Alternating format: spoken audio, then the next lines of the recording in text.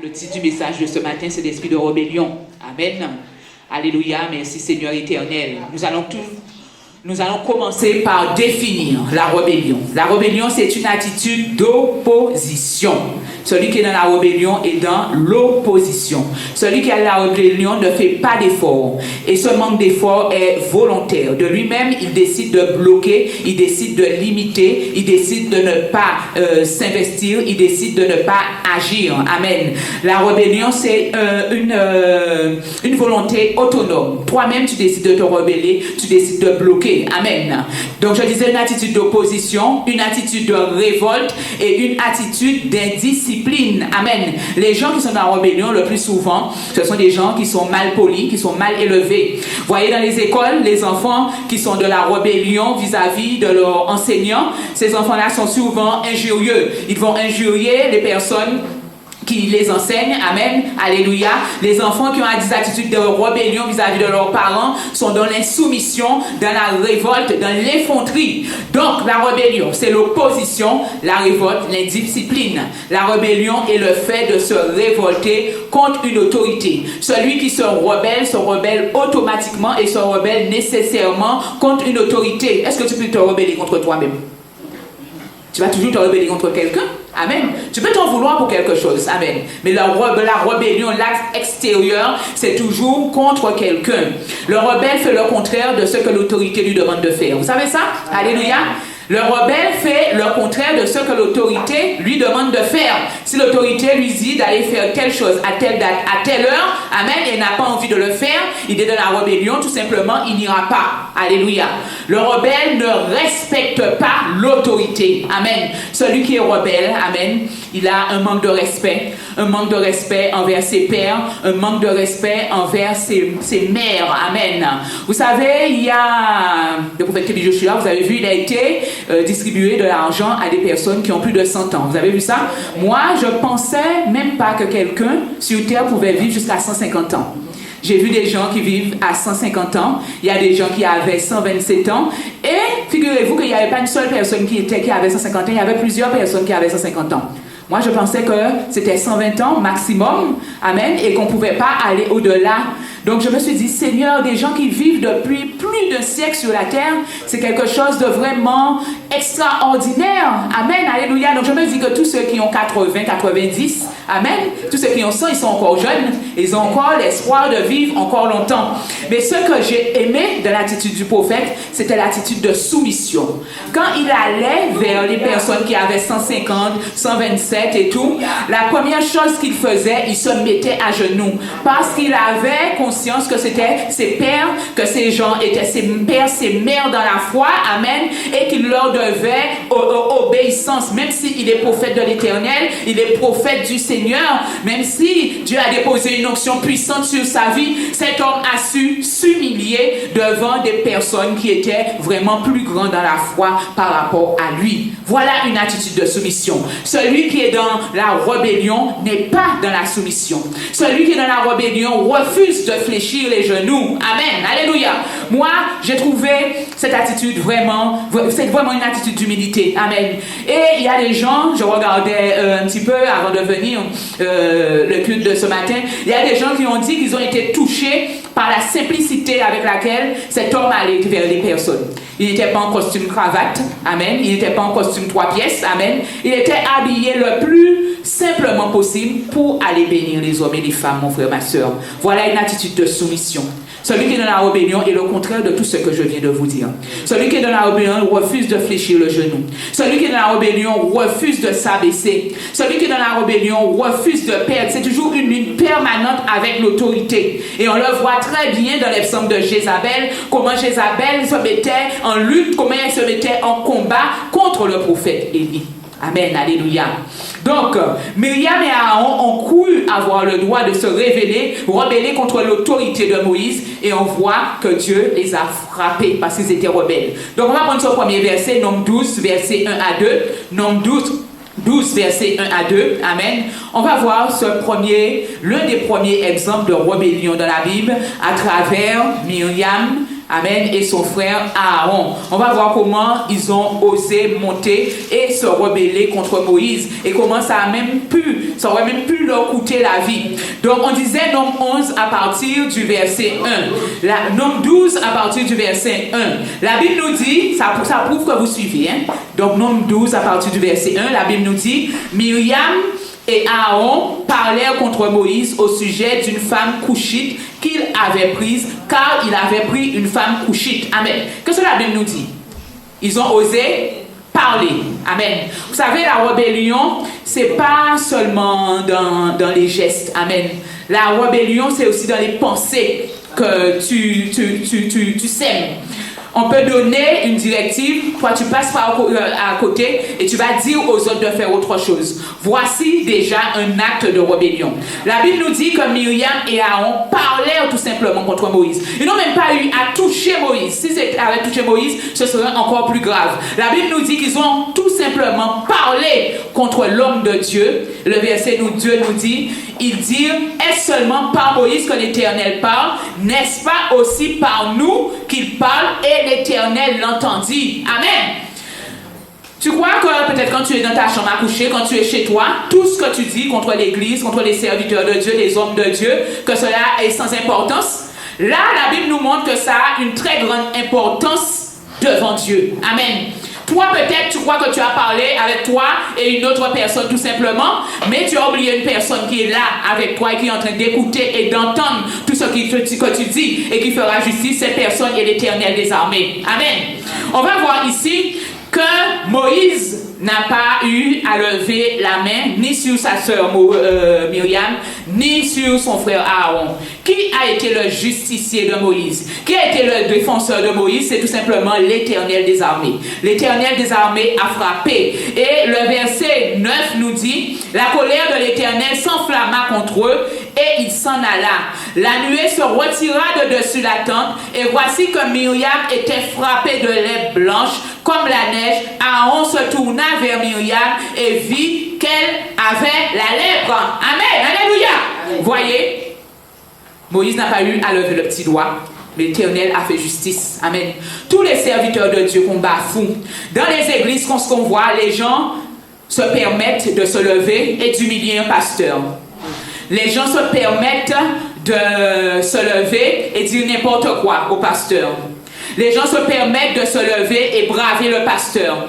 Dans l'église, les gens se lèvent pour montrer qu'ils sont forts, ils sont puissants, ils n'ont pas peur du pasteur, ils peuvent dire au pasteur n'importe quoi. Mon frère, ma soeur, le serviteur de Dieu ne va rien te dire. Mais tout simplement par la peine qu'il peut avoir dans son cœur par rapport à ce que tu es en train de faire, mon frère, ma soeur, tu peux être frappé à cause de cela. C'est ça la Bible nous dit, ne touchez pas à mes oins. Parfois vous voyez des gens, il y a des choses qui les arrivent, des catastrophes les arrivent, les malheurs les arrivent, mon frère, ma soeur. Mais allez regarder dans leur vie, est-ce que dans le passé, ils n'ont pas blessé un serviteur de Dieu? Est-ce qu'ils n'ont pas blessé un homme de Dieu? Est-ce qu'ils n'ont pas blessé une femme de Dieu? Est-ce qu'ils n'ont pas blessé un évangéliste, un diacre, un pasteur, mon frère, ma soeur? Après, tu te demandes pourquoi cela t'arrive. Que peut-être les gens ont lancé des paroles de malédiction sur toi. Non, mon frère, non, ma soeur. Va regarder dans ta vie qu'est-ce que tu as fait et qu'est-ce qui a permis que cette lèpre puisse tomber sur ta vie actuellement. Là, on voit que Myriam avait une lèpre matérielle, c'est-à-dire que la lèpre s'est matérialisée dans son corps. La lèpre s'est matérialisée dans sa peau. Amen. Mais tu sais aussi que tu peux être dans une église et être atteint de lèpre spirituelle. Tout ça, pourquoi? À cause de tout ce que tu as déjà fait aux hommes de Dieu. Amen. Il y a des gens, ils quittent une église, ils font du mal à la servante de Dieu, ils font du mal à la serviteur de Dieu, au serviteur de Dieu, et ensuite ils courent se cacher dans une église où ils sont clean, où les gens ne les connaissent pas. Mais tout ce que tu as fait dans le passé, est-ce que tu t'es déjà repenti pour cela? Est-ce que tu as pris ton courage à deux mains et tu as pris ton téléphone, tu as appelé l'homme de Dieu, tu lui as dit, homme de Dieu, tel jour, telle date, je t'ai blessé, homme de Dieu, je te demande pardon. Amen. Tu sais, si tu ne fais pas ça, la seule personne qui peut avoir pitié de toi, c'est l'Éternel des armées. On voit dans l'exemple de Myriam, la seule personne, Aaron même ne pouvait rien faire pour Myriam. Aaron s'est retourné et il a vu que sa sœur était couverte de lèpre. Amen. Et Aaron, qui était un sacrificateur, il devait s'éloigner des choses impures. Il n'avait même pas intérêt à aller s'approcher de sa sœur. Qui est-ce qui a agi pour que Myriam soit guérie, le serviteur de Dieu Moïse. Il a élevé la voix pour Myriam et l'Éternel a donné la solution pour Myriam. Qu'on l'enferme pendant plusieurs jours et après sa peau redeviendra pure. Amen. Peuple de Dieu, nous devons faire attention à ça.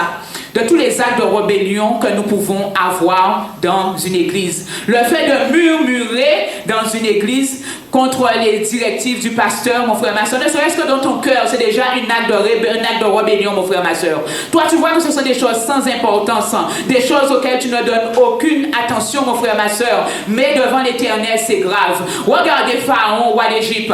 Lorsque Moïse lui a dit, l'Éternel m'envoie, libère le peuple pour que nous allons servir l'Éternel des armées. Pharaon s'est rebellé. Qu'est-ce qu'il faisait? Il voyait que c'était petit Moïse qui a été élevé en Égypte. Il voyait que c'était petit Pharaon. Il voyait que c'était petit Moïse qui avait un bègle que Moïse bégayait. Il ne prenait aucune attention à cet avertissement que l'Éternel l'envoyait vers lui par l'intermédiaire de son serviteur Moïse. Mais par l'attitude de rébellion, amen. Pharaon a tenu fort, mon frère, ma soeur. Il a tenu, amen. Chaque fois, il disait à Moïse, maintenant, prie pour moi, que l'Éternel écarte ce fléau loin de moi.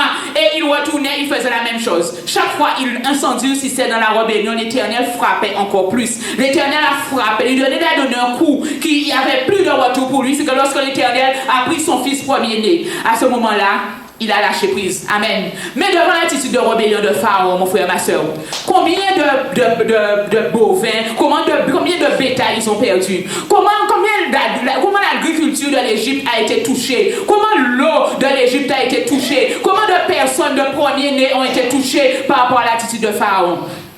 Attitude, conséquence de la rébellion, mon frère, ma soeur. La rébellion tue l'homme. Alléluia. La rébellion a tué le fils de Pharaon. Amen. Alléluia. Et ceux qui étaient dans la soumission, le peuple d'Israël, on sait que l'Éternel les a épargnés. Lorsque le fléau est tombé pour frapper en Égypte, l'Éternel a passé outre le peuple hébreu parce qu'il s'était décidé à servir l'Éternel des armées. Alléluia. Alléluia. Amen. Donc l'arrogance rend l'homme rebelle. Vous savez ça? L'arrogance rend l'homme rebelle. Pharaon était très arrogant devant Moïse parce que Pharaon, c'était lui, le roi d'Égypte. Amen. On voit que l'arrogance de Pharaon l'a tué. La beauté aussi rend l'homme rebelle. Alléluia. Vous savez, il y a des familles qui peuvent sortir de très jolies jeunes filles. Elles sont très belles. Et leur maman peut les avertir, ne va pas vers les garçons. Attends le mariage, fais cela. Mais dans leur attitude de rébellion, elles vont coucher avec des garçons. Amen. Et elles se retrouvent enceintes. Et tout cela affecte leur scolarité. Amen. Parce qu'à partir de ce moment-là, tu as un enfant à élever. Amen. Tu dois acheter le lait, tu dois acheter beaucoup de choses. Si tu n'avais pas été rebelle, toi tu te dis que tu peux aller coucher avec un garçon, rien ne va t'arriver. Le corps a un processus, mon frère, ma soeur. Le corps a un processus. Là où tu dis que rien ne va t'arriver, le corps, mon frère, ma soeur, a une manière de fonctionner. Amen. Il y a beaucoup de personnes, mon frère, ma soeur, ils auraient pu faire beaucoup plus au niveau de leurs études. Ils auraient pu avancer, avoir de plus bonnes positions dans la société, dans leur vie professionnelle. Mais ils ont choisi un autre chemin dans leur attitude de rébellion. Lorsque les parents leur parlaient, leur disaient, ne fais pas ci, ne fais pas ça, alléluia. Ils envoyaient leurs parents promener. Mais des années après, on voit les conséquences. Amen, alléluia. Amen. Même les enfants, vous qui êtes jeunes, qui sont à l'école, vos parents ont déjà vécu des choses et ne veulent pas que vous viviez la même chose. Peut-être qu'eux aussi, ils ont été rebelles et ils ont vu quel était le prix de la rébellion dans leur vie. Eux, maintenant, ils ne veulent pas que vous viviez la même chose. Peut-être que ta maman te dit, ne passe pas autant de temps devant la télé, va faire tes leçons. Toi, tu deviens fâché. Amen. Tu es fâché contre ton papa. Tu es fâché contre ta maman. Amen. Tu rentres dans ta chambre et tu vas bouder. Tu ne fais pas de leçons et tu amènes des mauvaises notes. Amen. Qu'est-ce que tu emmènes pour tes parents à la fin? Qu'est-ce que tu emmènes pour tes parents à la fin? Jeune, toi qui es là. Amen. Parfois, tu lui dis que tu es vieillot. Amen. Tu es rétrograde. Amen. Tu es du temps zéro. Amen. Mon frère, ma soeur, la parole de Dieu nous dit de ne jamais mépriser le conseil d'un père. De ne jamais mépriser le conseil d'une mère. Amen. Jacob l'avait compris. Ce que la maman de Jacob lui disait de faire, c'est ce que Jacob faisait. Amen. Jacob n'a pas été dans la rébellion. Même s'il a vu que ce que sa mère lui demandait de faire, il y avait un danger dans tout ça. Il a fait ce que sa mère lui a dit. Jacob n'a-t-il pas été béni? Jacob n'a-t-il pas été béni? Il est parti d'Israël, pratiquement les mains vides, il est retourné avec une grande fortune. Même là-bas, à un certain moment, Laban disait, c'est mon bétail qu'il a volé. C'est les choses que j'ai qu'il a volées. Non! Jacob écoutait ce que sa mère lui disait de faire. Il écoutait. Amen. Dans les maisons, dans les foyers, nos enfants, actuellement, même s'ils viennent à l'église, ils sont rebelles. Ils sont rebelles. Ils sont rebelles. Même dans l'église, tu vois les enfants venir. Ils te disent, oui, mes parents m'ont forcé à venir. Ils viennent fâcher. Ils viennent fâcher. Ils viennent bouder. Ils viennent pour bloquer. Mon frère, ma soeur, ça c'est une attitude de rébellion. Si tu es comme cela, mon frère, ma soeur, change ton cœur. Change ton cœur. Change ton cœur, mon frère, ma soeur. Change ton cœur. La rébellion n'amène l'homme nulle part. La rébellion conduit l'homme à la mort. Et la rébellion conduit à avoir du regret. Amen. Pharaon, lorsqu'il a vu tout ce que son attitude de rébellion a entraîné en Égypte, vous pensez que s'il pouvait revenir en arrière, il l'aurait pas fait? L'agriculture était dévastée, les sauterelles, les moustiques, toutes sortes de choses sont survenues en Égypte. L'eau du Nil était imbuvable. Son premier enfant qui devait le succéder sur le trône est décédé. Amen. Vous savez que s'il pensait que si Pharaon ne pouvait pas refaire les choses, il ne l'aurait pas fait. Amen. Il l'aurait fait. Amen. Tous les gens qui étaient dans la rébellion dans la Bible, ces gens-là ont fini mal. Amen. Je mets au défi de me montrer quelqu'un qui était dans la rébellion dans la Bible, qui ne s'est jamais repenti et qui a été béni par son attitude de rébellion. On va les voir petit à petit. Amen. Ils ont tous été maudits. Ils ont tous fini mal. Et il y a même ceux qui sont morts de mort prématurée. Qui est-ce qui était dans la rébellion dans la Bible et qui est mort d'une mort paisible avec des jours un temps rassasiés de jour? Je ne pense pas. Il n'y en a pas. Amen. Il n'y en a pas. Amen. Donc nous continuons, nous disons que l'arrogance rend l'homme rebelle, la beauté rend l'homme rebelle. Amen. La beauté de Lucifer l'a rendu arrogant et l'esprit impur d'arrogance l'a poussé à la rébellion. On va le voir dans Ézéchiel 28, verset 14. Ézéchiel 28, verset 14. Vous savez quand même les parents peuvent être rebelles. Les parents peuvent être rebelles. Vous savez, maintenant on ne fait plus ça. Mais avant, lorsque tes parents sortaient et que tu te laissaient dans la maison, amen, avant les gens vivaient dans des cours, amen, des maisons près de l'autre, ils disaient à la voisine, je pars, mais veille sur mon enfant. Et si l'enfant avait fait quelque chose de mal, la voisine, par rapport au fait que ta maman l'avait laissé entre tes mains, et elle avait le droit de te frapper. Et la maman, lorsqu'elle retourne, elle n'a pas dit à la voisine, pourquoi tu as tapé mon enfant? La maman part du concept que si la voisine a tapé, c'est que l'enfant a fait quelque chose de mal. Amen. Maintenant, qu'est-ce qu'on se rend compte? Peut-être un parent donne une tape à un enfant. L'enfant va voir le juge des enfants. Il fait son papa, sa maman monter les marches du tribunal pour jugement. Amen. Il va dire au juge, voilà, papa, maman m'a frappé. Je suis d'accord qu'il y a des parents qui maltraitent leurs enfants. Amen. Mais si l'Éternel même corrige, nous sommes d'accord que l'Éternel corrige, à plus forte raison, les enfants qu'il nous a donnés, il nous demandera compte pour ces enfants-là. Donc si nous ne les corrigeons pas, si nous ne veillons pas sur leur évolution, si nous ne veillons pas sur leur éducation, vous ne pensez pas qu'à cause de ces enfants-là, au jour du jugement, nous pouvons nous retrouver en enfer? Amen. Amen. Nos enfants dévient beaucoup. Amen. Parce que la rébellion rentre dans leur cœur. Amen. Et qu'est-ce qui rend les enfants rebelles encore? Parents, faites attention à ce que vos enfants regardent à la télévision. Amen. Je vois que moi, j'y pensais, lorsque j'étais petite, on me montrait des dessins animés de Tom Sawyer. Maintenant, tu vas montrer Tom Sawyer à un enfant. L'enfant va te dire que c'est démodé, il ne veut pas comme Tom Sawyer. Maintenant, voyez même quand vous achetez à manger pour des menus pour vos enfants, qu'est-ce qu'on leur donne? On leur donne des personnages de dessins animés, mais qui ont des esprits de combat. Amen. Il faut savoir que quand tes enfants regardent des choses à la télé, où il y a des combats, où il y a la rébellion, où c'est un camp qui se bat contre un autre, l'esprit impur qui est derrière tout ça, il rentre dans ton enfant. Amen. Et c'est comme ça qu'on voit les enfants incontrôlables.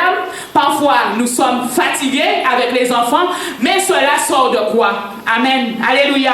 Pourquoi chez toi, lorsque tu as la télé, maintenant on a des télés connectées, tu as qu'à allumer ta télé, tu as YouTube, c'est une bonne chose. C'est une très très bonne chose. Mais pourquoi chez toi, tu ne mets pas des messages bibliques pour tes enfants? Amen. Il y a des messages bibliques pour les enfants sur YouTube. Amen. Peut-être que toi, tu es un âge adulte, tu comprends mieux les choses. une prédication même. Tu es plus apte à comprendre. Amen. Mais il y a des messages, il y a des dessins animés bibliques pour les enfants. Amen. Pourquoi tu ne mets pas ce genre de choses pour tes enfants? Amen. Tu les laisses dévier en regardant toutes sortes de choses. Et après, nous disons que notre jeunesse part. Notre jeunesse part à cause de qui? Notre jeunesse part à cause de nous-mêmes. Autre chose encore, on dit souvent que nos enfants sont rebelles, que nous sommes fatigués avec nos enfants. Amen. Quand tu vas entraîner tes enfants à faire des sports de combat, amen, judo, karaté, toutes sortes de choses, ça va amener quoi dans la vie de ton enfant? Église, ça va amener quoi dans la vie de ton enfant? Ça va amener quoi dans la vie de ton enfant? Ça va amener la violence et la rébellion. Et tu vas dire que tu es un enfant rebelle. Mais si l'enfant est rebelle, c'est pas toi-même qui l'as fait rebelle. Amen. Pourquoi tu n'apprends pas à jouer au piano, à jouer à la batterie, à faire des choses qui vont le faire évoluer spirituellement et intellectuellement, et avec ses loisirs, il pourra servir l'Éternel avec tout ça. Amen. Parfois, nous disons que nous avons des enfants difficiles, mais c'est nous-mêmes, par le choix des activités, par le choix de ce que les enfants lisent, par le choix de ce que les enfants regardent à la télévision, alors que toi-même tu es là, tu as un droit de contrôle sur ce que ton enfant regarde, tu ne dis rien. Amen. Parfois, ce sont les enfants qui mènent les parents à la maison pour regarder qu'est-ce qu'on regarde. Amen. Alléluia. Et si tu ne laisses pas regarder ce qu'il veut, il fait la colère, finalement tu le laisses pour avoir la paix. Amen. Qui est-ce qui commande? C'est toi ou l'enfant? Qui est-ce qui commande? C'est même dans ce cas-là que toi-même tu dois conduire l'attitude de rebelle, tu vas montrer à l'enfant que c'est toi qui domine, que c'est toi qui commande. Amen. Parfois, c'est les enfants qui font leur programme de télévision. C'est eux qui décident ce qu'ils regardent. C'est l'enfant qui décide à quelle heure il va faire ses devoirs. Non, mon frère, ma soeur, on ne peut pas être ainsi. Si tu dis on éteint la télé, tu vas faire tes devoirs, l'enfant doit obéir. Nous devons apprendre cela à nos enfants. Amen. Merci Seigneur. Ézéchiel 28, verset 14. Ézéchiel 28, verset 14. Ézéchiel 28, verset 14. Amen. La Bible nous dit, amen, on nous parle de Lucifer. Tu étais un chérubin protecteur aux ailes déployées. Je t'avais placé et tu étais sur la sainte montagne de Dieu. Voyez comment Lucifer, on nous dit c'était le plus beau ange de Dieu. Voyez comment il était élevé. Et à cause de l'élévation qu'il va avoir, il va devenir arrogant et il va se rebeller contre Dieu. La Bible nous dit, tu te promenais au milieu de pierres ardentes. Tu as été intègre dans tes voies depuis le jour où tu fus créé jusqu'à celui où l'injustice fut trouvée chez toi. L'injustice, c'était quoi? C'était la rébellion. Amen. Alléluia. Dans l'esprit de rébellion, il y a l'esprit de convoitise. Celui qui est rebelle, le plus souvent, il convoite ce que l'autre a. Lucifer était rebelle, pourquoi? Parce qu'il voulait la place de Dieu. Il voulait le trône, il voulait s'asseoir à l'endroit où Dieu est. Il voulait que toute la louange et l'adoration du monde qui allait directement vers Dieu, que c'est lui qui reçoit cette louange et c'est lui qui reçoit cette adoration. Donc l'Éternel nous dit, jusqu'à ce que l'injustice a été trouvée chez toi, par l'importance de ton commerce, tu as été rempli de violence et tu as péché, je t'exclus de la montagne de Dieu. Voilà l'attitude, la conséquence de la rébellion. La rébellion te pousse loin de Dieu, la rébellion te chasse loin de Dieu. Lorsqu'on regarde l'histoire d'Adam et Ève dans le jardin d'Éden, amen, ils ont été rebelles, n'est-ce pas? Puisque Adam avait reçu la directive de l'Éternel que l'arbre du jardin ne devait pas le manger. Finalement, devant ce que le serpent, qui est un animal très rusé, c'était Lucifer lui-même qui a pris l'apparence du serpent, il est tombé, il a chuté, il a été rebelle. Mais qu'est-ce que cette rébellion a engendré dans la vie d'Adam? Un, la mort, parce qu'il était un être qui devait vivre éternellement. Et deux, d'être chassé loin de la face de Dieu. La Bible nous dit qu'à partir du moment où il a mangé le fruit que l'Éternel lui avait défendu de manger, l'Éternel l'a chassé. Et il ne pouvait plus revenir dans le jardin parce que l'Éternel avait mis des anges devant le jardin pour que personne ne puisse y entrer. Donc le verset 15 nous dit, tu as été intègre dans tes voies depuis le jour où tu fus créé jusqu'à celui où l'injustice a été trouvée chez toi. Par l'importance de ton commerce, tu as été rempli de violence et tu as péché. Je t'exclus de la montagne de Dieu. Je te fais disparaître. Vous voyez le sort de Lucifer? Je te fais disparaître, chérubin protecteur, au milieu des pierres ardentes. Ton cœur est devenu arrogant à cause de la beauté. Les belles femmes, le plus souvent, en fait, Le plus souvent, pas toutes, parce qu'il y a des femmes qui sont belles et qui sont humbles, mais quand elles ne sont pas à Dieu, parfois, elles peuvent être arrogantes. Tu as corrompu ta sagesse par ta splendeur. Je te jette par terre, je te livre un spectacle au roi. Par la multitude de tes fautes, par l'injustice de ton commerce, tu as profané tes sanctuaires. Je fais sortir du milieu de toi un feu qui te dévore. Voyez comment la rébellion détruit? Un feu qui te dévore. C'est-à-dire que tu te consumes sur toi-même. Amen. Je te réduis en cendres sur la terre aux yeux de tous ceux qui te regardent. Tous ceux qui te connaissent parmi les peuples sont dans la désolation à cause de toi. Tu seras un objet d'épouvante. Tu ne seras plus rien. Amen. Celui qui est dans la rébellion, tôt ou tard, il ne sera plus rien. Amen.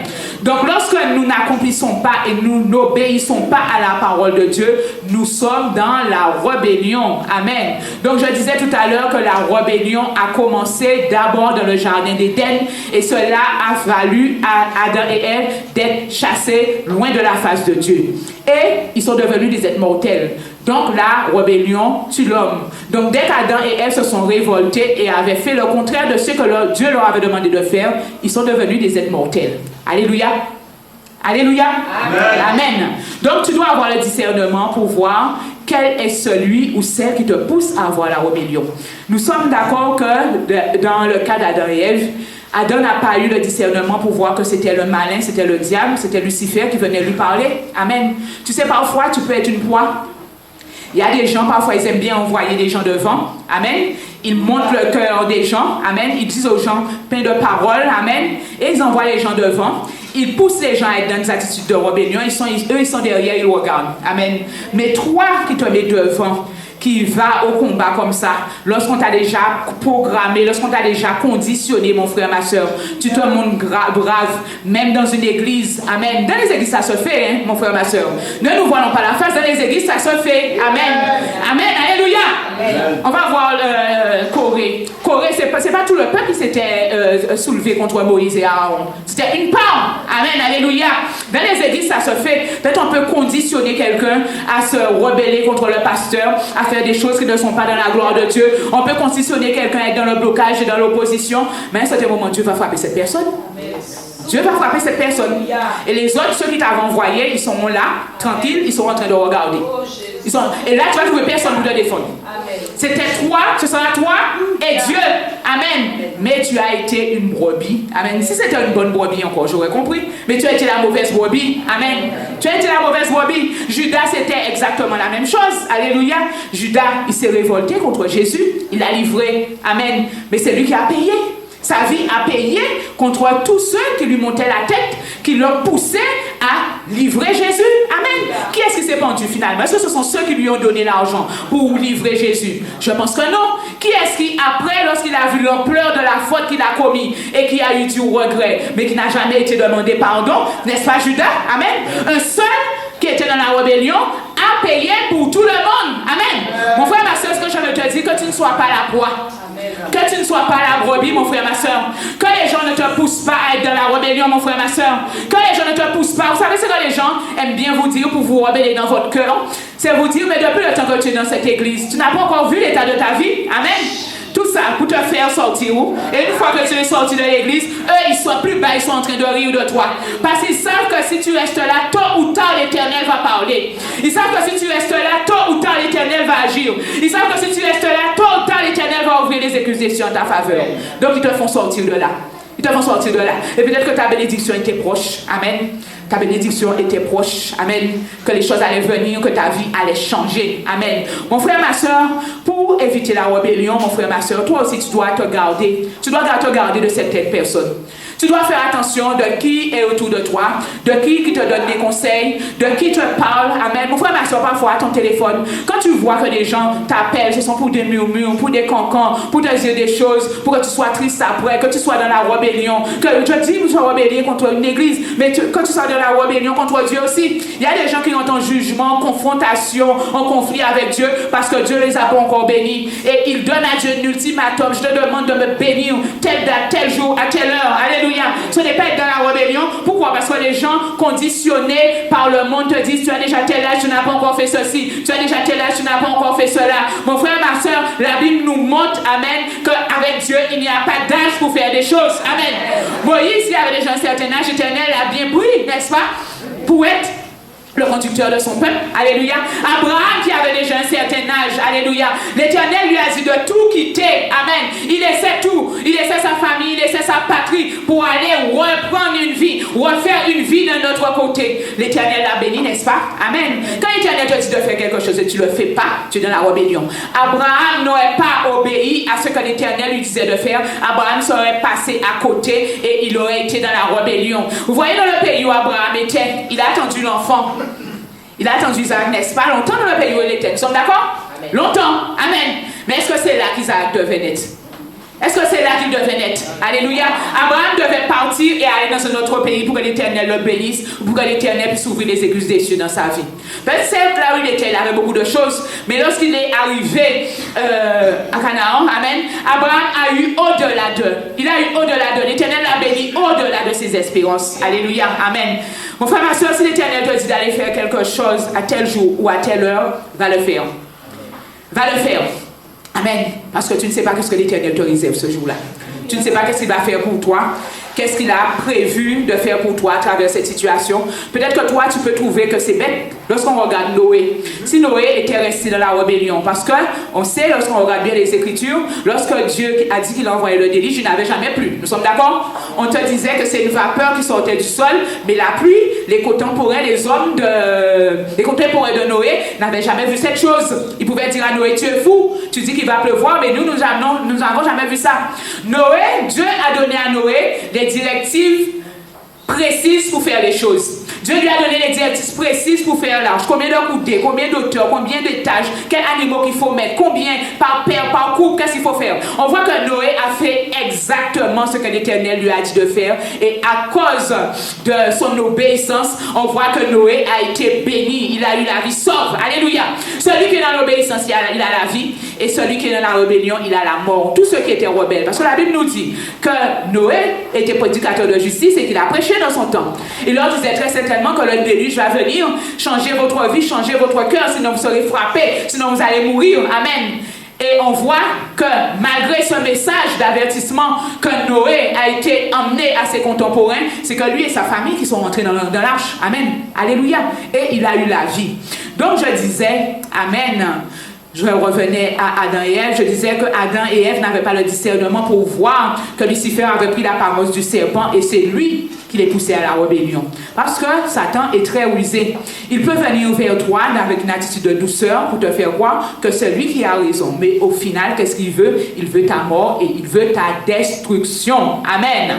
Donc un point, le rebelle est généralement animé d'un esprit de Jézabel. Qui d'autre que Jézabel dans la Bible a manipulé l'autorité? On voyait dans le passage de Roi, en principe, qui est-ce qui avait l'autorité? Nous sommes d'accord que c'était son mari Akab. Amen. Mais Jézabel ne faisait aucun cas de l'autorité de son mari. Elle prenait ça et elle faisait ça, elle travaillait l'autorité à sa manière. Lorsqu'il fallait prendre le champ de Naboth, elle a dit moi je le dis dans un langage courant, elle a dit à son mari Akab, pousse-toi de là, bourre-toi là. Tu ne sais pas comment faire avec Naboth, moi je vais le faire. On a vu comment elle a manipulé les gens. Vous voyez, le rebelle est animé d'un esprit de manipulation. Comment elle a manipulé les autres, qu'on puisse mentir sur Naboth et finalement Naboth est mort. Amen. Mais vous savez, celui qui manipule les autres par la rébellion, amen, alléluia, toi aussi ta fin sera dure. Amen. On sait quelle était la fin de Jézabel. On nous dit, amen, on avait déjà prophétisé sur Jézabel que lorsqu'elle va mourir, on ne pourra pas dire c'est Jézabel. Amen. Lorsque Jézabel est morte, la Bible nous dit que les chiens sont venus manger Jézabel. Et qu'est-ce qu'ils ont laissé? La tête c'était le cerveau. Amen. Le quartier général qui lui permettait de faire tant de choses mauvaises, tant de choses maudites. Ses mains et je crois peut-être ses pieds aussi. Amen. Mais personne ne pouvait dire c'est Jézabel. Amen. Le corps même n'était plus là. Amen. Donc, quelqu'un qui est dans la rébellion, tôt ou tard, ça se paie.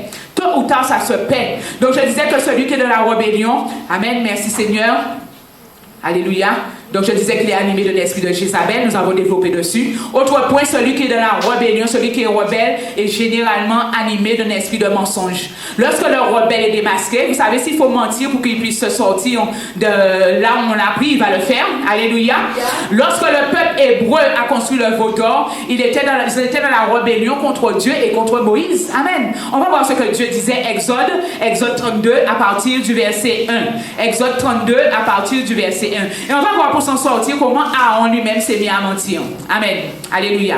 Exode 32 à partir du verset 1. La Bible nous dit, le peuple vit que Moïse tardait à descendre de la montagne.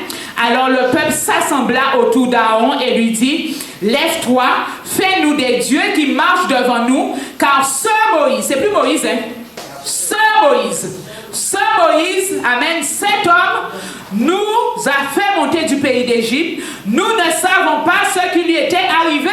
Amen. Aaron lui dit, défaites les anneaux d'or qui sont aux oreilles de vos femmes, de vos fils et de vos filles, et apportez-les-moi. Qu'est-ce qu'Aaron va faire avec tout ça? Peuple de Dieu.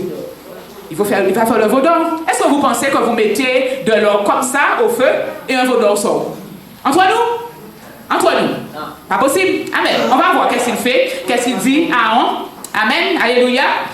Donc, verset 3. Et tous les gens du peuple se défirent des anneaux d'or qui étaient à leurs oreilles et les apportèrent à Aaron. Il reçut l'or de leurs mains. On nous dit bien qu'Aaron a reçu l'or. Amen. Il reçut l'or de leurs mains, le façonna. Amen. Souligne ça bien dans ta Bible. Le façonna avec le burin et fit un veau en métal fondu. Puis ils dirent, Israël, voici les dieux qui t'ont fait sortir du pays d'Égypte. Donc ici, la Bible nous dit bien qu'il y a eu une action matérielle, que Aaron a bien façonné pour qu'on puisse parvenir au veau. On va voir verset 32. Parce que Moïse va descendre, il va venir. Moïse avait laissé le peuple sous la responsabilité d'Aaron, donc il va demander des comptes à Aaron. Pourquoi tu as entraîné le peuple dans un si grand péché? Donc, on disait, Exode 32, à partir du verset 7, la Bible nous dit, l'Éternel dit à Moïse, va, descends, car ton peuple, vous voyez, c'est plus le peuple de Dieu. L'Éternel voulait faire d'Israël son peuple, maintenant il dit à Moïse, c'est ton peuple. Donc, on dit cela depuis le départ, la rébellion efface, ou enlève l'homme de la face de Dieu. Maintenant, l'Éternel dit, c'est ton peuple, car ton peuple que tu as fait monter du pays d'Égypte s'est corrompu. Ils se sont promptement écartés de la voie que je leur avais prescrite. Ils se sont fait, l'Éternel dit bien, ils se sont fait un veau en métal fondu. Ils se sont prosternés devant lui. Ils lui ont offert des sacrifices et ils ont dit, Israël, voici les dieux qui t'ont fait monter du pays d'Égypte. L'Éternel dit à Moïse que ce peuple est un peuple à la nuque raide. La nuque raide. Amen. L'Éternel aurait pu mettre que c'est un peuple qui est toujours dans la rébellion. C'est un peuple rebelle. Parfois, les enfants de Dieu dans les églises sont rebelles. Ils ont la nuque raide. On a beau leur parler, changer d'attitude. Amen. Verset 10. Maintenant, laisse-moi. Ma colère va s'enflammer contre eux et je les exterminerai, mais toi je ferai une grande nation. Vous voyez la différence? Celui qui est dans l'obéissance sera une grande nation, et celui qui est dans la rébellion, il sera exterminé. Amen. Verset 11. Moïse implora l'Éternel, son Dieu, il dit, pourquoi, Éternel, ta colère s'enflammera-t-elle contre ton peuple que tu as fait sortir du pays d'Égypte par une grande puissance et par une main forte? Pourquoi les Égyptiens diraient-ils, c'est pour leur malheur qu'il les a fait sortir? C'est pour les tuer dans les montagnes et pour les exterminer de la surface du sol. Reviens de l'ardeur de ta colère et du regret au sujet du malheur de ton peuple. Souviens-toi d'Abraham, d'Isaac et d'Israël, tes serviteurs, auxquels tu as dit, en faisant un serment toi-même, je multiplierai ta descendance comme les étoiles du ciel. Je donnerai à votre descendance tout ce pays dont je parlais et ils en hériteront pour toujours. Et l'Éternel regretta le malheur dont il avait déclaré qu'il frapperait son peuple. Amen. Alléluia. Et on voit que Moïse a demandé des comptes à Aaron. Verset 21. Pour le verset 21 avec moi. Moïse dit à Pharaon, il va lui demander pourquoi tu as entraîné ce peuple dans un péché si grave, un péché d'idolâtrie. Que t'as fait ce peuple pour que tu l'aies chargé de si grand péché? On va voir la réponse de Aaron. On a bien vu que Aaron avait façonné, il a fait le veau. Qu'est-ce que Aaron répond? Amen, verset 22. Aaron répondit que la colère de mon Seigneur ne s'enflamme pas. Et on se retrouve ici comme le même schéma que dans le jardin d'Éden. Lorsque Dieu demande à Adam, pourquoi tu as désobéi? Adam dit déjà, Éternel, tu m'as donné une femme, c'est la femme qui m'a fait faire ça. On demande à la femme pourquoi? C'est le serpent. On voit encore ici, c'est exactement la même chose. Tu connais toi-même ce peuple, il est porté au mal. C'est pas Aaron qui avait dit, emmenez-moi l'or pour que j'en fasse quelque chose. Maintenant, il rejette la responsabilité sur le peuple. Celui qui est dans la rébellion, lorsqu'il est démasqué, il rejette la responsabilité sur quelqu'un d'autre. Si j'ai péché, c'est à cause de quelqu'un. Il dit, tu connais toi-même ce peuple, il est porté au mal. Ils m'ont dit, c'est vrai ça? Ils m'ont dit, amen, fais-nous des dieux qui marchent devant nous, car ce Moïse, cet homme qui nous a fait monter du pays d'Égypte, nous ne savons pas ce qui lui est arrivé. Là, c'est vrai, le peuple a réclamé. Donc, verset 24, je leur ai dit que ceux qui ont de l'or s'en défacent, ils me l'ont donné, et regardez la fin, je l'ai jeté au feu, et il est sorti ce veau. Est-ce que c'est la vérité? Est-ce que c'est la vérité? Peuple de Dieu, toi qui es là, réponds-moi, est-ce que c'est la vérité? Non. La Bible nous dit bien qu'il a façonné. Mais parce que les affaires de Aaron sont mêlées là. Amen. Moïse est en train de lui demander compte pour le peuple. Si Moïse n'avait pas intercédé pour le peuple, Dieu aurait exterminé. Maintenant, Aaron doit rendre compte de son action. Moïse demande pourquoi. Amen. C'est le peuple, oui, le peuple avait demandé. Mais quand vous regardez l'attitude d'Aaron, Aaron se met derrière. Hein. Finalement, c'est pas moi, je n'ai rien à voir dans ça. Le peuple avait demandé. J'ai dit d'emmener de l'or, j'ai jeté, mais après, c'est pas moi. Amen. Il ne dit pas qu'il a façonné. Alors que la Bible nous dit clairement qu'Aaron avait façonné. Lorsque quelqu'un est dans la rébellion pour se démêler, il va mentir. Amen. Peut-être que tu étais avec un petit copain, ta maman qui t'a déjà vu, tu ne sais pas qu'elle te filait, qu'elle te suivait, elle te demande où est-ce que tu étais. Ah, mais on a contrôle demain, j'ai été faire des leçons avec Antoinette. Amen. Est-ce que c'est vrai? Est-ce que c'est vrai? Amen. C'est comme Élisée. Amen. Élisée était dans sa chambre à coucher. Il savait tout ce que le roi était en train de dire. Amen. Alléluia. Donc pour te démêler, tu vas dire, ouais, mais Antoinette, je suis arrivée chez elle. Antoinette ne s'était même pas encore douchée. Donc il fallait que j'attende qu'elle se douche, qu'elle prenne son petit déjeuner, qu'on commence enfin à travailler. Et maintenant, maman, c'est pour ça que j'arrive à cette heure-ci, maman. Il faut appeler Antoinette pour lui demander pourquoi elle m'a donné rendez-vous et elle n'était pas encore prête. Amen. Alléluia. Tu ne vas pas dire la vérité. Amen. Et c'est exactement ce que Aaron a fait ici. Amen. Il a été dans la rébellion avec le peuple parce que lui qui était un sacrificateur, c'était son devoir de raisonner le peuple pendant que Moïse était allé chercher les tables de la loi. Nous sommes d'accord? Pour se démêler, il va dire, tu connais le peuple. Bon, c'est vrai que depuis qu'Israël a quitté le pays d'Égypte, c'est un peuple qui était constamment dans la rébellion, un peuple constamment à la lutte, mais l'Éternel prenait patience avec eux. Maintenant, par rapport au veau d'or, il dit à Moïse, c'est eux, c'est pas moi. Voilà. Amen. Donc le rebelle, lorsqu'il est démasqué, cherche des excuses pour se couvrir et il peut mentir pour justifier. Celui qui est dans la rébellion et dans la désobéissance, celui qui est dans la rébellion suit les penchants de son propre cœur et non la loi de Dieu. C'est ce que Adam et Ève ont fait. La rébellion détruit la vie de l'homme. On a vu ce qu'il allait arriver à Israël. Si Moïse n'avait pas intercédé pour eux, Israël est un peuple de nature rebelle. L'Éternel le dit en long et en large dans l'Ancien Testament. Vous êtes rebelles, vous êtes un peuple à la nuque raide. J'ai bon vous parler. Tellement ils étaient rebelles et dans l'amour de Dieu, Dieu a envoyé des prophètes. Dieu a envoyé Jérémie, Dieu a envoyé Ézéchiel, Dieu a envoyé Isaïe, Dieu a envoyé des prophètes pendant des temps et des temps et des temps et des temps. Israël était rebelle. Celui qui est dans la rébellion est animé d'un esprit de confrontation. Celui qui est dans la rébellion est un démon guerrier. Un démon guerrier. Les gens n'aiment pas entendre ça. Hein? Tu es toujours prêt à aller te battre. Tu demandes, tu es toujours dans le ring. Amen. Dans la confrontation. Celui qui est dans la rébellion a un démon guerrier. Il est toujours prêt à braver l'autorité parce que son rêve, c'est que l'autorité soit à terre. Amen. Amen. La rébellion s'accompagne d'un esprit de jalousie, d'esprit impur de jalousie. Amen. On vient de le voir. Qu'est-ce qui a motivé l'attitude de Myriam et Aaron? C'est la jalousie. Amen. Parce que Moïse était conducteur du peuple. Eux, ils étaient plus grands. Hein? Est-ce que vous êtes d'accord qu'ils étaient plus grands? Est-ce que Aaron était le grand frère de Moïse? Et est-ce que c'est pas Myriam, lorsque la maman de Moïse a mis Moïse sur le Nil, est-ce que c'est pas Myriam qui surveillait de près, qui allait regarder où est-ce que le berceau allait? Donc, nous sommes d'accord qu'elle est la grande sœur. Donc, toi, tu es grand frère, moi, je suis grande sœur, et c'est toi qui as l'autorité sur tout un peuple. Ça a mis la jalousie dans leur cœur. Amen. À un certain moment, ils ont dit, mais l'Éternel nous parle aussi. Amen. Dans les églises, c'est exactement comme ça. Hein. Si on élève quelqu'un, t'as pas encore élevé, rébellion, tu quittes l'église. Je suis là depuis longtemps, le pasteur n'a pas encore vu qu'il faut m'élever. Mais si ton temps n'est pas encore arrivé, mon frère, ton temps va finir par arriver un jour. Amen. Mais il faut que tu prennes le temps de mûrir. Il y a ceux qui mûrissent plus vite que d'autres, il y a ceux qui prennent un petit peu plus de temps. Amen. Donc, je disais que la rébellion s'accompagne de la jalousie. Lorsqu'on est jaloux de quelqu'un, on est prêt à le destituer et on mettra tout en œuvre pour cela, même prêt à tuer. Amen. Ceux qui a peut-être fait que n'ont pas tué Moïse, que Moïse avait l'option, je ne sais pas moi. Mais le rebelle est prêt à tuer. Regardez Jézabel. Jézabel était prêt à tuer. Elle était révoltée contre Élie. Élie qui poussait le peuple à adorer l'Éternel et elle qui poussait le peuple à adorer Baal. Amen. Et s'il fallait tuer. Mais elle a dit à Élie, hein, elle a dit à Élie que les dieux me fassent ceci, que les dieux me fassent cela, si demain à la même heure, je ne t'ai pas fait la même chose que tu as fait au prophète de Baal. Elle était prête à tuer. Amen. Un autre point, celui qui est dans la rébellion est maudit. Nombre 16. Nombre 16. Prends Nombre 16 avec moi. Celui qui est dans la rébellion est maudit. Nombre 16. Nombre 16, verset 1. Nombre 16, verset 1. On va voir la révolte de Corée.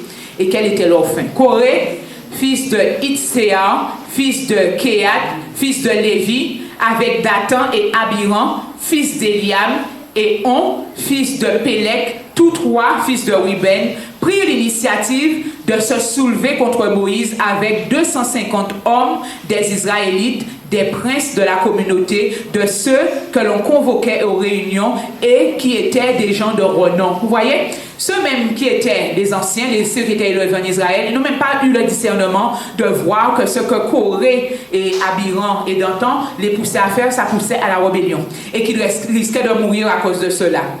Verset 3, ils s'assemblèrent contre Moïse et contre Aaron et leur dit, c'en est assez, car toute la communauté, tous sont saints, c'est-à-dire vous êtes sacrificateurs, ok, mais nous sommes saints, amen, tous sont saints et l'Éternel est au milieu d'eux. Pourquoi vous élevez-vous au-dessus de l'assemblée de l'Éternel?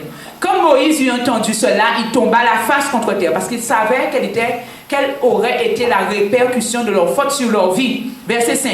Il parla à Corée et à toute sa troupe en disant, demain matin, l'Éternel fera connaître qui est à lui et qui est saint. Il le fera approcher de lui, il fera approcher de lui celui qu'il choisira. Et on va voir la fin de Corée. Nombre, toujours 16, verset 20. Amen. Nombre toujours 16, verset 20. L'Éternel parla à Moïse et dit, séparez-vous de cette communauté et je les exterminerai en un seul instant. Qu'est-ce qui allait se passer là? L'Éternel allait mettre de côté Moïse et Aaron et toute la communauté allait être frappée. On va voir comme Moïse, qui est un très bon intercesseur, encore une fois, Moïse va intercéder pour le peuple. Verset 22. Ils tombèrent la face contre terre et dirent, ô Dieu, Dieu des esprits de toute chair, un seul homme aurait péché et tu serais indigné contre toute la communauté. L'Éternel parla à Moïse et dit, parle à la communauté et dit, retirez-vous de toute part de la demeure de Corée, de Dathan et d'Abiram. Moïse se leva et se rendit vers Dathan et Abiram et les anciens d'Israël s'en rendirent à sa suite. Il parla à la communauté et dit, éloignez-vous des tentes de ces hommes méchants, ne touchez à rien de ce qui leur appartient, de peur d'être emportés à cause de tous leurs péchés. Ils se retirèrent de tous côtés, loin de la demeure de Corée, de Dathan et d'Abiram. Dathan et Abiram sortirent et se tinrent à l'entrée de leur tente avec leurs femmes, leurs fils et leurs petits-fils. Voilà la rébellion. Ils sont devant la tente et ils attendent. Ils attendent pour voir quel sera le jugement, quel sera le verdict. Amen. Alléluia. Donc j'étais au verset... Amen, au verset 27. Nous passons au verset 28. Moïse dit, à ceci vous reconnaîtrez que l'Éternel m'a envoyé pour accomplir toutes ses œuvres et que je n'agis pas par moi-même. Si ces gens meurent comme tous les hommes meurent, s'ils subissent le sort de tous les hommes, ce n'est pas l'Éternel qui m'a envoyé. Mais si l'Éternel fait une chose inouïe, si le sol ouvre sa bouche pour les engloutir avec tout ce qui leur appartient et qu'ils descendent vivants de le séjour des morts, vous reconnaîtrez alors que ces gens ont outragé l'Éternel. Quand tu outrages un homme de Dieu, mon frère, ma soeur, il faut te mettre ça bien en tête. Tu es en train de outrager l'Éternel. Amen. Parce que l'onction de l'Éternel est sur lui. Verset 31. Comme il achevait de prononcer ces paroles, vous savez, Moïse a fini de parler, voilà que le verdict tombait. C'est comme Ananias et Saphira, par le mensonge. Amen. Vous savez que Ananias et Saphira, c'est un exemple de rébellion. C'est un exemple de rébellion au sein des premières communautés chrétiennes. Parce que qu'est-ce qu'il était convenu? Que chacun vende son champ, chacun vende ses propriétés et qu'on apporte le fruit de ce qui a été vendu au pied des apôtres, de leur rébellion. De leur cupidité, qu'est-ce qu'ils ont choisi de faire? Ils ont choisi de garder une partie du prix et de venir en mentant. Ce qu'on disait tout à l'heure, celui qui est dans la rébellion, lorsqu'il est pris en flinguant délit, il se met à mentir pour pouvoir se sauver. Donc verset 31 nous dit, comme il est, voilà, et je voulais dire qu'une fois qu'ils avaient menti, et qu'ils sont tombés dans la rébellion, qu'ils ont menti, une fois que Pierre avait fini de parler, on nous a dit que Ananias est mort. Saphira est venue, ne sachant rien de ce qui se passe. Elle aussi, elle s'était déjà mise d'accord avec son mari. Une fois qu'elle a menti, que le péché était consommé, elle aussi, elle est morte. Amen. Donc le verset 31 nous dit, comme il achevait de prononcer toutes ces paroles, le sol qui était sous eux se fendit. La terre ouvrit sa bouche et les engloutit, eux, leur maison, avec tous les gens de Corée et tous leurs biens. Ils descendirent vivants dans le séjour des morts, eux et tout ce qui leur appartenait. La terre les recouvrit et ils disparurent du milieu de l'assemblée. Tout Israël qui était autour d'eux s'enfuit à leur cri en disant surtout que la terre ne nous engloutisse pas. Un feu sortit d'auprès de l'Éternel et consuma les 250 hommes qui présentaient leur parfum. Amen. Même les hommes de Dieu sont tombés dans la conspiration, dans la rébellion de Corée, d'Antan et Abiram. Amen. Peuple de Dieu, même si tu es levé dans l'église, il faut faire attention des gens qui viennent te détourner, te mettre dans la rébellion pour que tu puisses t'écarter de la face de Dieu. Maintenant, on voit que Corée, Dathan, Abiram, avec les 250 hommes, c'était des gens de renom, c'était des princes. Amen. Tout vivant. Ça, c'est une mort cruelle. Tout vivant. Amen. La terre les a engloutis. Mais l'Éternel a fait justice. Amen. Donc, ce point-là, c'était pour dire que le rebelle est maudit. Un autre point, la rébellion amène à la mort. On l'a déjà vu, mais on va voir un exemple concret. Prends avec moi 2 Samuel. 2 Samuel 15, verset 13. 2 Samuel 15, verset 13. 2 Samuel 15, verset 13.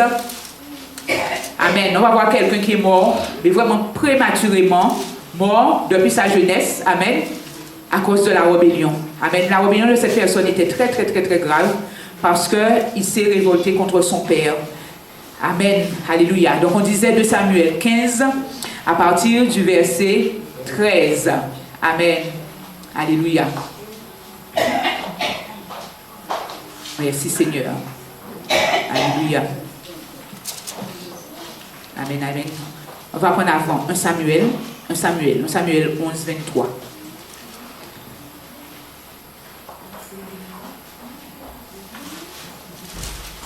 Amen, merci Seigneur. 1 Samuel 11, 23.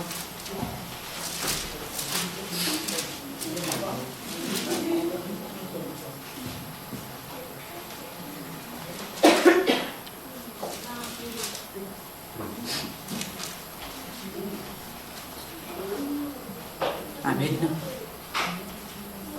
Samuel 15. 15. Samuel 15. 15. Amen. Donc c'était bien ça. Samuel 15. Amen. Verset. On prend d'abord le verset 13. Samuel se rendit auprès de Saül. Et Saül lui dit, sois béni de l'Éternel. Amen. Et Saül lui dit, sois béni de l'Éternel, j'ai exécuté la parole de l'Éternel. Samuel dit, qu'est-ce donc ce bêlement de petits bétail qui parviennent à mes oreilles, ce mugissement de gros bétail que j'entends? Saül répondit, ils, vous voyez encore? On se décharge. Saül était le roi, nous sommes d'accord? Il était le roi. C'est lui qui avait autorité sur Israël. Lorsque Samuel vient pour lui demander des comptes, il dit, ils ont emmené de chez les Amalécites, ils les ont emmenés de chez les Amalécites, car le peuple a épargné ce qu'il y avait de meilleur dans le petit et le gros bétail, afin de le sacrifier à la maison de l'Éternel, ton Dieu. Et le reste, je les voue à l'interdit. Là, on voit une attitude rusée de Saül. Déjà, il dit, c'est il est roi, hein? C'est-à-dire qu'il est roi, mais le peuple fait ce qu'il veut. Amen. De toute manière, c'est toujours ce qu'Israël a fait. L'Éternel était leur Dieu, mais il faisait ce qu'il voulait. Amen. Et pour appâter, pour que Samuel puisse rentrer dans ce qu'il dit, amen, qu'est-ce qu'il nous dit? Qu'est-ce qu'il dit à Samuel? Afin de le sacrifier à l'Éternel, ton Dieu. C'est-à-dire, je l'ai pris. L'Éternel avait dit de tout mettre en interdit. J'ai pris une partie, mais c'est pour offrir à l'Éternel ton Dieu. Donc, qu'est-ce qu'il est en train de dire à Samuel? Mais Samuel, tu me reproches d'avoir pris une partie du troupeau. Mais c'est pour faire un holocauste à l'Éternel. Samuel, tu devrais être content parce que c'est pour l'Éternel. Amen. Alléluia. Et on va voir quel sera le jugement de Dieu, verset 20.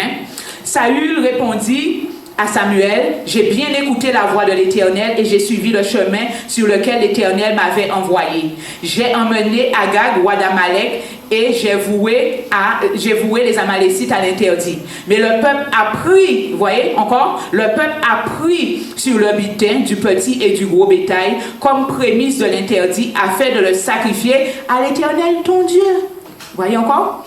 C'est une manière de passer la pommade et pour que la chose puisse passer. Amen. Alléluia.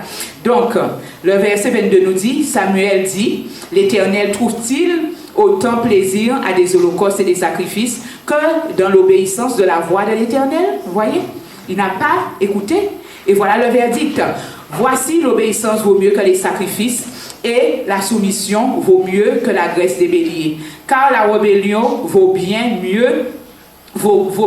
le péché de divination et la résistance vaut l'injustice et les téraphins. Puisque tu as rejeté la parole de l'Éternel, il te rejette aussi comme roi. Amen, alléluia. Et on connaît la fin de Samuel. On sait que Saül va mourir de manière prématurée. Amen. Merci Seigneur. Donc le verset que je voulais prendre tout à l'heure, c'est l'exemple d'Absalom, vous l'avez compris. Amen. Je crois que j'ai dû me tromper dans mes références. Amen. Alléluia. Donc c'est bien ça. Donc maintenant tu vas prendre avec moi 2 Samuel 15. Amen. On va voir comment Absalom va mourir de manière prématurée. 2 Samuel 15 et maintenant à partir du verset 13. 2 Samuel 15 à partir du verset 13. On va voir comment David a eu à voir que son propre fils, l'enfant qui est sorti de ses entrailles, va se soulever, va se rebeller contre lui. Amen. 2 Samuel, on a dit 15 à partir du verset 13. La Bible nous dit, arriva enfin celui qui fit rapport à David et à ses 1000. Amen. Les hommes d'Israël se sont ralliés au cœur d'Absalom. Vous savez que Absalom, c'était quelqu'un qui était très, très, très rusé. On sait qu'on a fait violence à sa sœur. Amen. Et Absalom, pendant tout ce temps-là, Absalom ne dit rien. Absalom ne fait rien. Mais à un certain moment, il s'est vengé. Et la Bible nous dit qu'il a tué son frère. Alléluia. On nous dit verset 14. Alors David dit à tous ses serviteurs qui étaient avec lui à Jérusalem, levons-nous, prenons la fuite, car il n'y aura pas moyen pour nous d'échapper à Absalom. Hâtez-vous de partir, sinon il se hâtera bien lui-même de nous atteindre et d'attirer un grand malheur sur nous en frappant la ville du tranchant de l'épée. Amen. Qu'est-ce qu'on voit? David est obligé de partir devant l'acte de rébellion de son fils. Et on va voir comment Absalom a terminé. 2 Samuel 18. 2 Samuel 18, verset 9. Il a eu une mort atroce. On l'a écorché vif. Voilà le prix de sa rébellion. Écorché vif. Amen. Je disais 2 Samuel 18 à partir du verset 9. Absalom se trouva en présence des serviteurs de David. Absalom était monté sur un mulet. Le mulet pénétra sur la ramure d'un grand chêne et la tête d'Absalom fut prise dans le chêne. Amen. Est-ce que David ici a eu à se venger d'Absalom? Église, est-ce que David ici a eu à se venger d'Absalom? Non. Est-ce que l'Éternel n'a pas fait justice? Amen. Donc il faut voir la scène. Absalom est sur un mulet et il y a un arbre qu'on pourrait dire en V. La tête d'Absalom est rentrée. Le mulet est sorti et le voilà suspendu. Ses bras dans l'air, ses pieds dans l'air. Et il ne peut pas se défaire, il ne peut pas se remettre à terre. Voilà dans la position dans laquelle s'est retrouvé Absalom à cause de la révolte qu'il a eue contre son père. La Bible nous dit il resta entre ciel et terre pendant que le mulet qui était sous lui passa outre. Un homme ayant vu cela vint se rapprocher vient le rapporter à Joab en ces termes: voilà, j'ai vu Absalom suspendu à un chêne. Joab dit à l'homme qui lui rapportait cela: tu l'as vu, pourquoi donc ne l'as-tu pas frappé sur place? Je t'aurais donné 10 pièces d'argent et une ceinture. Mais cet homme dit à Joab: quand je pèserai dans le creux de mes mains 1000 pièces d'argent, je ne porterai pas la main sur le fils du roi, car c'est à nos oreilles que le roi a donné cet ordre, ainsi qu'à Abishai et à Itaï: prenez garde chacun au jeune Absalom. Voyez, Absalom s'est révolté, mais malgré cela, David lui-même ne voulait pas la mort de son fils. C'est Dieu lui-même qui a fait justice pour David. Verset 13. Et si j'avais agi de la manière insidieuse, au péril de ma vie, rien n'aurait été dissimulé au roi, et tu aurais été toi-même contre moi. Voilà un homme de sagesse. Amen. Alléluia. Il s'est pas rebellé. Amen. Contre l'autorité de David et contre ce que David avait dit. David avait dit: prenez garde à Absalom. Il a respecté ce que David avait dit.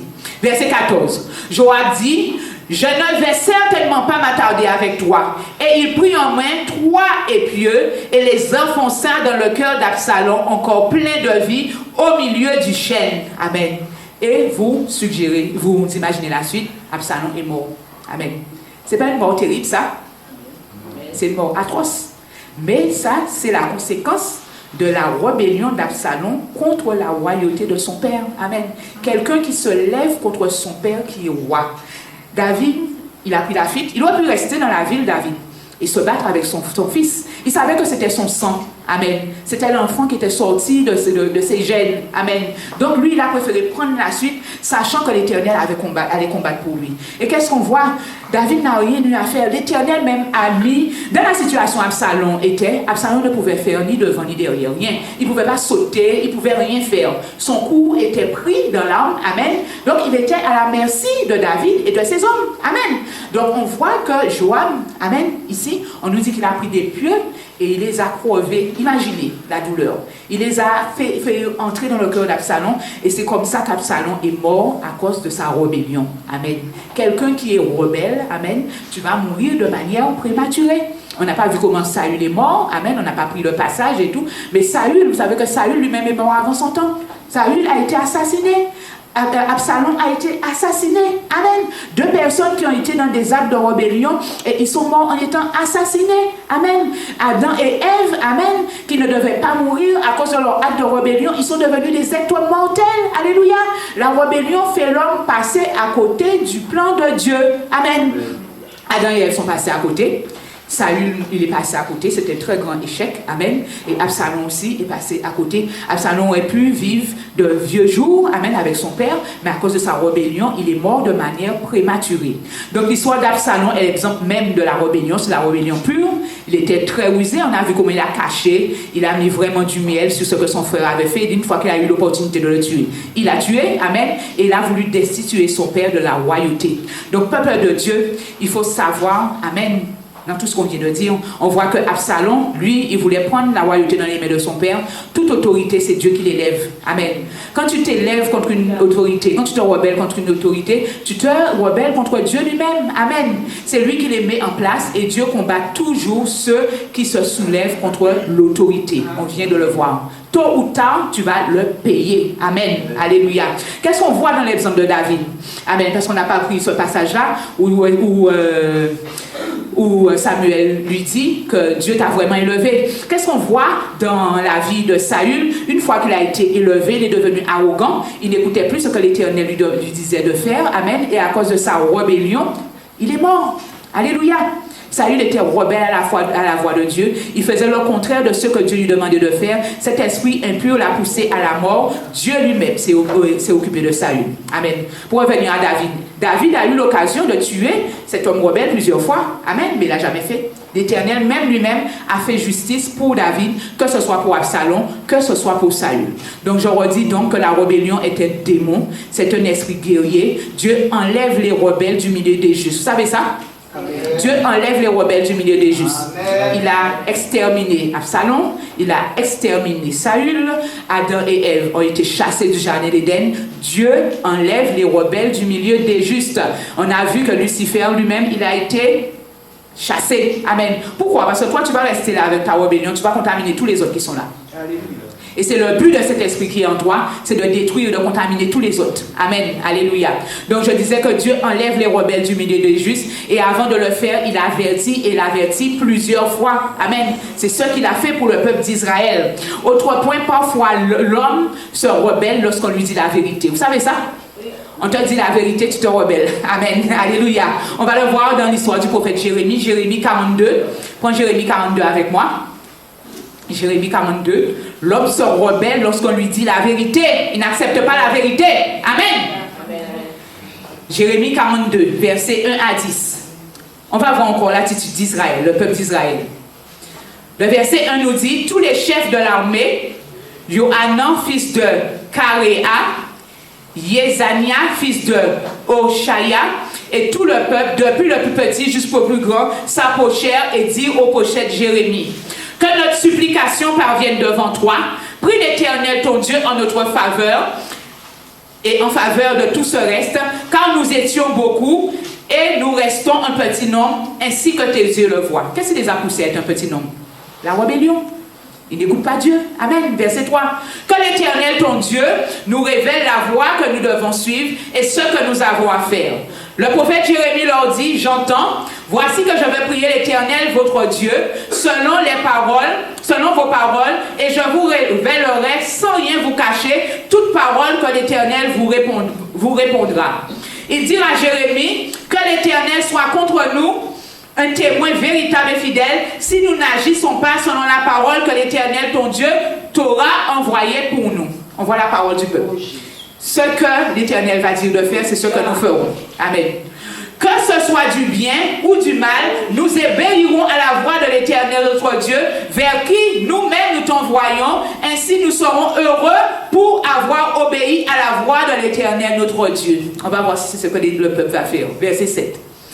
10 jours après, la parole de l'Éternel fut adressée à Jérémie, et Jérémie appela Johanan, fils de Karéa, tous les chefs de l'armée qui étaient avec lui, et tout le peuple, depuis le plus petit jusqu'au plus grand. Il leur dit, ainsi parle l'Éternel, le Dieu d'Israël, vers qui vous m'avez envoyé, pour que je fasse parvenir votre supplication devant lui. Si vous continuez à habiter dans ce pays, je vous y édifierai et je ne vous détruirai pas. Je vous planterai et je ne vous arracherai pas, car je regrette le mal que je vous ai fait. Qu'est-ce que l'Éternel leur disait? De rester en Israël. Vous avez vu les paroles du peuple? Ils ont dit, on t'envoie consulter l'Éternel pour nous. Ce que l'Éternel nous dira à travers toi de faire, on le fera. Que ce soit en bien, que ce soit en mal, nous le ferons. Amen. Ça, c'était ce qui est sorti de la bouche du peuple. On va voir que le peuple va faire exactement la chose contraire. Chapitre 43. Prenez le chapitre 43 avec moi. Lorsque Jérémie eut achevé de dire au peuple toutes les paroles de l'Éternel leur Dieu, toutes ces paroles que l'Éternel leur Dieu l'avait chargé de leur dire, Azaria, fils de Oshaya, Johanan, fils de Kéréa, et tous les hommes présomptueux dirent à Jérémie, ce que tu dis est faux. Vous voyez la rébellion? Ils ont dit que ce soit en bien, que ce soit en mal, nous le ferons. Jérémie a été consulté l'Éternel, il a rapporté au peuple les paroles. Qu'est-ce qu'il dit? Ce que tu dis est faux. L'Éternel, notre Dieu, ne t'a pas envoyé pour dire n'allez pas en Égypte pour y séjourner. Mais c'est Baruch, fils de Néria, qui t'excite contre nous, afin de nous livrer entre les mains des Chaldéens, pour qu'ils nous fassent mourir et nous déportent à Babylone. Johanan, fils de Karéa, tous les chefs de l'armée et tous les peuples n'écoutèrent pas la voix de l'Éternel, qui leur ordonnait d'habiter dans le pays de Juda. Voilà la rébellion. Et Johanan, fils de Karéa, et tous les chefs de l'armée prirent tout le reste du peuple, qui, après s'être exilés parmi toutes les nations, étaient revenus pour séjourner dans le pays de Juda, les hommes, les femmes, les enfants, les filles du roi et toutes les personnes que Nebuzaradan, chef des armées, avait laissé à Guédalia, fils de Ahikam, fils de Shaphan, et aussi le prophète Jérémie et Baruch, fils de Néria. Ils allèrent au pays d'Égypte, car ils n'écoutèrent pas la voix de l'Éternel, et ils arrivèrent à Taphan-es. Amen. Voilà la rébellion. Amen. Et on sait qu'il va leur arriver beaucoup de malheur. Amen. Donc je disais que avant d'ôter le méchant du milieu des justes, Dieu l'avertit toujours et le fait plusieurs fois. Dieu leur demande de changer d'attitude. Quand on est rebelle, on croit qu'on est brave, on croit qu'on est fort, mais en réalité, on est maudit. Amen. Il faut comprendre ça. Quand tu es dans la rébellion, vous voyez, ne vous voyez pas grand. Hein? Même si nous sommes grands, nous avons 40 ans, nos parents sont encore vivants. On se rebelle contre eux, même si nous sommes chez nous. On a un dicton en Guadeloupe qui dit « démalcra parita dans tout ». Amen. Alléluia. Tu prends ta maison, tu es déjà chez toi, même si tu as déjà des enfants. Tu sais que ton parent même qui est encore vivant a le droit de te reprendre. Même si toi-même, tu as déjà des cheveux blancs. Il a le droit de te reprendre. Et quand tu te rebelles contre ce que ta mère, ton père qui est en tort, même si tu es marié aussi, amen, alléluia, tu fais qu'elle n'a pas le droit de venir se mélanger dans ton ménage. Mais pour quelque chose qui va te donner la vie, elle peut te reprendre. Amen. Et elle peut aussi te donner un conseil. Elle peut te donner un conseil qui peut être le bon. Et toi, tu te dis peut-être qu'elle est trop âgée, peut-être que ce que ta mère ou ton père te dit n'est pas vrai, comme ils viennent de le faire, le peuple d'Israël et tout. Et tu te retrouves dans la rébellion. Amen. Et tu te retrouves à être maudit. Amen. Quand tu te rebelles contre une autorité, que ce soit un pasteur, une église, ta mère, ton père, pour les enfants qui sont là, les enseignants. Amen. Vous savez, moi, je crois que j'avais déjà pris cet exemple-là avec vous. Vous savez, comme moi, j'étais à l'école, tous les enfants qui faisaient être les professeurs, être des souffres-douleurs, vous savez qu'ils n'ont rien fait de bon dans la vie. Il y a ceux qui sont tombés dans la drogue. Amen. Parce que les larmes d'un professeur qui a l'autorité sur toi, lorsqu'il rentre chez lui et qu'il pleure, ça emmène la malédiction sur toi. Amen. Ils n'ont rien fait de la vie. Rien. Amen. Quand vos parents vous mettent sous l'autorité des enseignants, vous êtes sous leur autorité. Amen. Alléluia. Vous devez leur obéir. Vous devez être sage. Vous ne devez pas être dans la bande des rebelles. Amen. Dans les écoles, on voit une bande de rebelles. Amen. Parfois, quand il y a quelque chose à reprocher à l'école, tu es dans le groupe de rebelles. Tu vois que tu seras béni à cause de ça. Ce que tu as fait à ton professeur, là, tes enfants vont te le faire. Hein? Amen. Tes enfants vont te le faire. Tu vas te dire pourquoi tes enfants réagissent comme ça avec toi, mais remonte dans tes souvenirs. Moi, je me rappelle qu'il y a un enfant qui faisait vraiment beaucoup de désordre à l'école. Amen. Ce qui lui est arrivé est regrettable. Je ne m'en réjouis pas, mais cet enfant est tombé dans la drogue. En fait, il venait à l'école, il n'apprenait rien. En fait, je pense que son objectif, quand il se réveillait, c'était de venir à l'école et de mener la vie aux enseignants. Cet enfant-là, je l'ai revu après, c'est malheureux, je ne me réjouis pas, mais c'est pour vous sensibiliser, vous qui êtes encore jeunes, ce qui peut vous arriver. Amen. Si toi, tu fais le bonheur d'un professeur, amen, le professeur va te bénir, il va bénir tes études. Amen. Je pense que nous-mêmes, ça nous est déjà arrivé lorsqu'on était bon élève, un enseignant nous voit, mais c'est déjà âgé, il traverse la rue pour venir nous saluer, parce qu'on était un bon élève, amen. Parce que tu étais bon élève, un professeur peut se rappeler de toi. Vaut mieux qu'il se rappelle de toi parce que tu étais bon élève, au lieu qu'il se rappelle de toi quand tu as fait de lui ton souffre-douleur, amen. Vaut mieux que ce soit dans le bon sens, alléluia. Donc je disais que quand on est rebelle, on croit qu'on est brave, on croit qu'on est fort, mais en réalité on est maudit, amen. On voit la malédiction sur la vie d'Adam et Ève. La malédiction c'était la mort, Absalom c'était la mort, Saül c'était la mort, Corée c'était la mort. Tous ceux qui se sont rebellés, ils ont eu la mort, amen. Même si tu ne le vois pas maintenant, le châtiment t'attend, un peu plus bas il t'attend, amen. Donc la rébellion tue l'homme et Dieu combat les rebelles. Et le dernier point que je dirais, celui qui est de la rébellion est animé d'un esprit impur de méchanceté. Amen. Celui qui est méchant, la méchanceté le rend rebelle. Amen. Alléluia. Vous savez, parce que peut-être vous avez une position différente de quelqu'un d'autre, ça rend la personne méchante. Et vu que ça rend méchant, la personne devient rebelle. Alléluia. Son objectif, sa détermination, c'est de vous mener la vie dure.